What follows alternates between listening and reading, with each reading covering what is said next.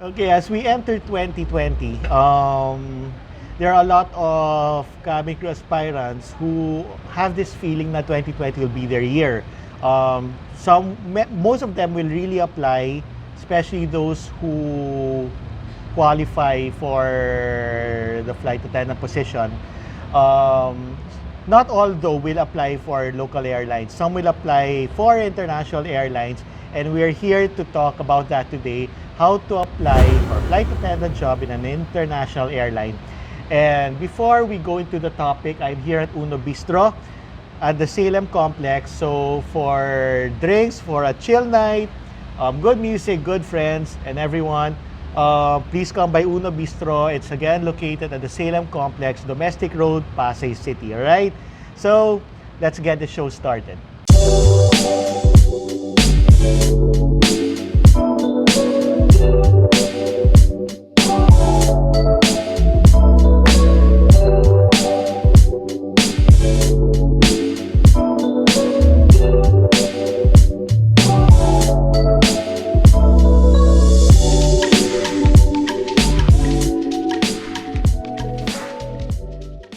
Now back to our topic, which is about how to be a flight attendant, the different airline, the foreign airline actually. So basically, we're talking about airlines not in the Philippines.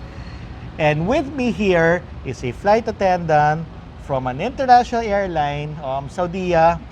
We have Jerica Montecillo here with me from Saudia, and we're happy to have her here on Flyhigh Manila TV to give you tips on how to find jobs, how to find flight attendant jobs in international airlines or foreign carriers, basically airlines based outside the Philippines, in other words.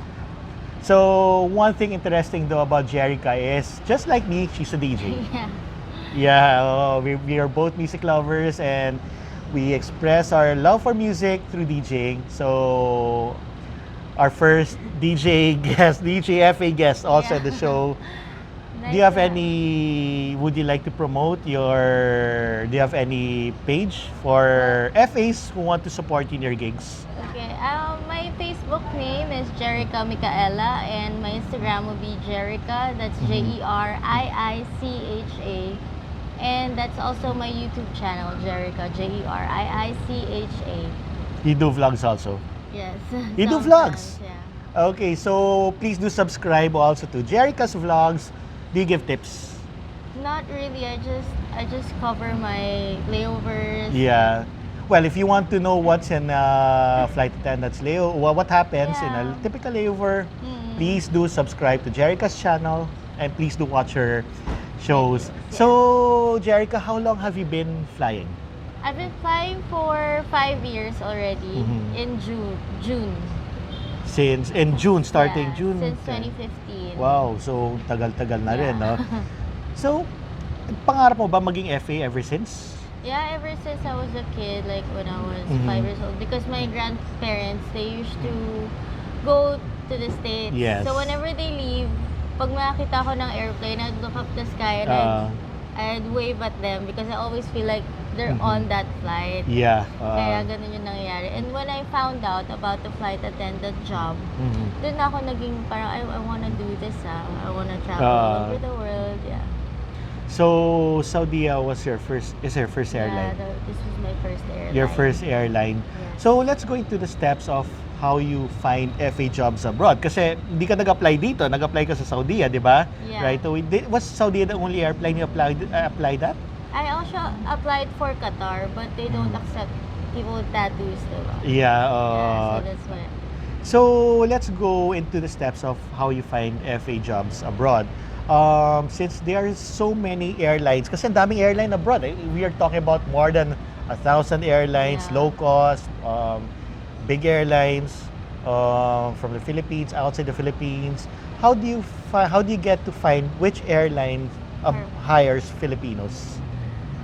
Through their website, they usually post it there. They send the qualifications Mhm. for the FAs that they're Yes. looking for, and sometimes they hire Filipinos. But if they don't, Uh-huh. they post it there din naman. Oh, okay.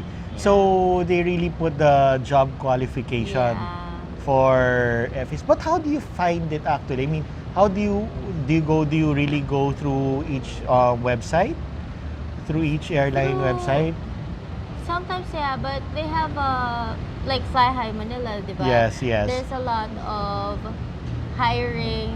You have to be in that community or Yeah. in that group of people na magbibigay ng information Yes, kung yes.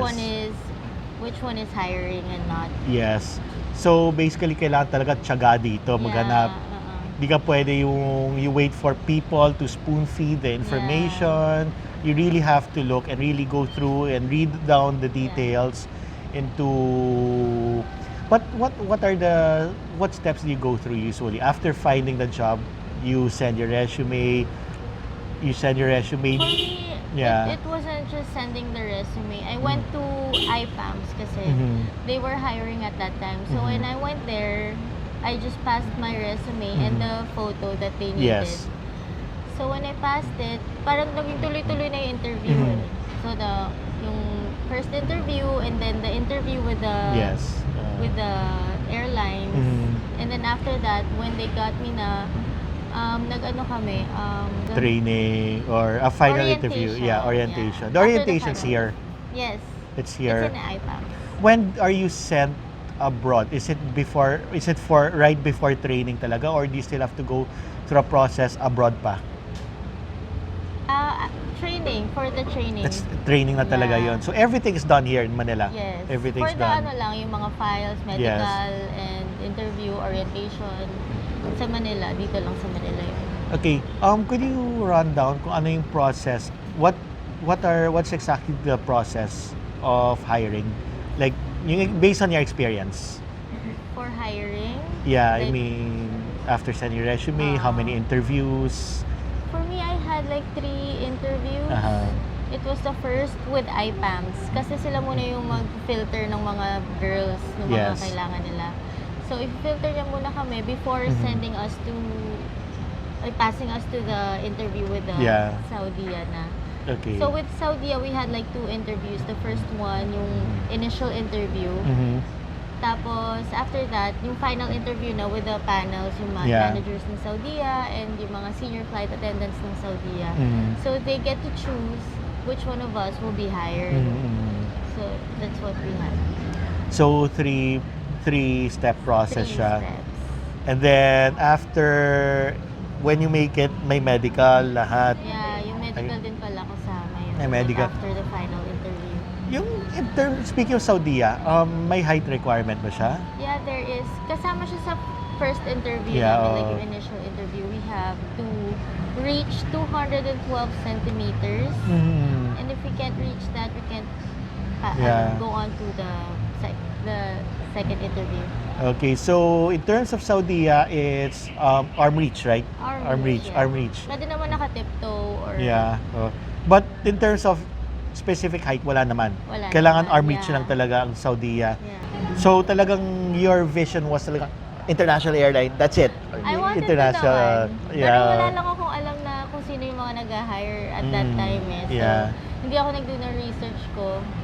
But at least you're flying international routes and you get to go to Paris, New York, Yeah. every place in this world. And napunta mo na, I guess, India. And you played in India. Yeah, I did. You one played time in India. Mumbai. International DJ rin yung kausap ko ngayon.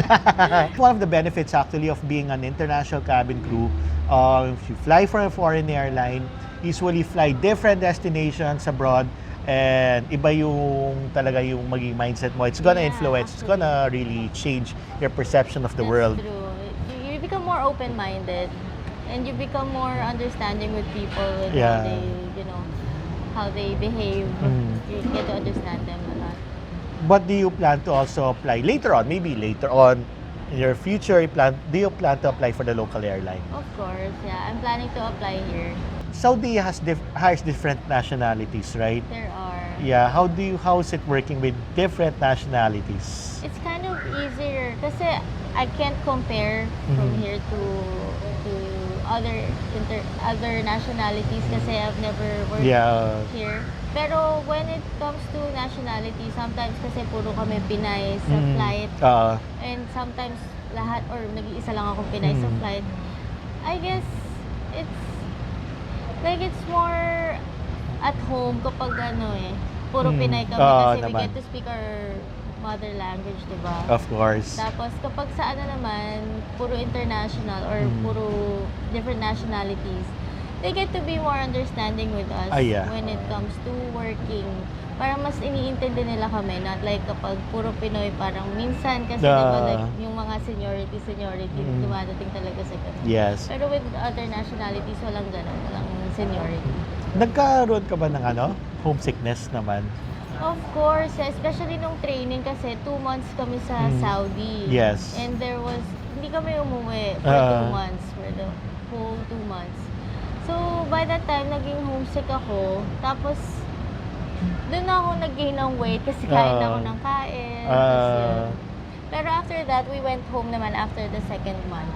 After the Yes. training, we went home. So, after nun, every month na ako umuwi. Yeah. So that's one thing also. If you're gonna apply in an international airline, always be prepared. It's easy to say na, kaya ko yun. But emotionally, you have to be ready also, I would say, right? We have to be emotionally ready also to deal with homesickness and all. So, for our aspiring cabin crew who want to have this goal of really applying for an international airline, what are your tips for them? Well, my first tip would be have your faith, especially in God, diba? Yeah. Kasi without that, talagang mawawala ka, malulost ka, especially na sa Yeah. other country. And sa Saudi kasi, you can't go out alone, you can't go out alone, tapos nakaabaya ka pa, so fully covered. So parang wala talagang life. Yes. Kasi conservative yung country you can't hang out with guys. So parang kailangan talaga strong ka. Deep inside. Tapos you have to have a lot of communication with your family and loved ones. Para hindi ka naman ma-homesick, diba? In terms of searching for jobs abroad, what are your advice for the aspiring crew? Like really know the information before kayo pumunta sa ganun. Kasi sometimes I hear a lot of stories na may agencies na nanghihingi ng money. Ay, oo. Diba? Correct. Para makuha sila sa airline. So talagang you're not supposed to dole out money. No. You're not supposed to dole out money. So guys, again, reminder, the legit agencies will not ask any fees, right? Yeah. They will not ask any fees. The one thing that I heard from other flight attendants is that they paid 40,000 pesos para makapasok dun sa airline na yun. It was in the Middle East. Tapos, hinihingan sila ng 40,000 para doon sa processing fee and everything. Which is wala naman talagang ganun. So in IPAMS, talagang wala kayong dinabas na money. So again, also always remember, if you're gonna go through a recruitment agency of an airline, please do check also the recruitment agency with POEA if they're legit. If their name is on the POEA list, then they are legit. But also do check with the airline if that company is really a legit recruiter. We wouldn't want people getting into any trouble because of wrong information, right? Because of wrong information. So for all those who want to apply for an international airline, I hope you learned a lot from Jerica here. So again, always remember, please read the details. Always the info, correct? So Jerica, thank you so much for your time in this interview. And it's a short interview actually, but this short interview will really help a lot of our aspirants get ready for 2020. Yes. Lalo na we did this, we interviewed Jerica on etong December 30 because most of them kasi will get ready for next year na. Excited mga yun mag-apply. So to all our aspiring crew going for a foreign carrier, good luck, do your best, and please do follow Jerica's tips and advice. Always read the details be ready emotionally, and Good luck. everyone. I just want to say good luck to all of the aspirants and for your interview, or kung meron na kayong upcoming interview, really good luck sa inyo. Just remember to smile and be confident and believe in yourself. Correct. And also, we have every Thursday of the month, we have party going on in Poblacion. Yeah. And I want you to come, mag-attend kayo para may maging nakalala kayo ng flight attendant na magbibigay sa inyo ng tips and advice. It's a flight attendant party every last Thursday of the month. Alright. So take it from Jerica, and please do follow her in your YouTube is Jerica. Jerica, Jericha. That's also my Instagram and my Twitter. My Facebook is Jerica Micaela. Yeah, so please do follow Jerica on YouTube. And if you have questions, please do message her. Are you okay to? Yeah, of course. I'm gonna reply naman. Yeah, if you have questions about entering Saudi or whatever airline, okay lang naman they ask about whatever airline, right, na abroad, please do ask Jerica. She'll be more than willing, very happy to answer all your questions on how to become a cabin crew of a foreign airline, alright? So once again, thank you, Jerica, for this interview. And thank you also for watching, everyone. Cabin Crew Love, guys. Bye-bye!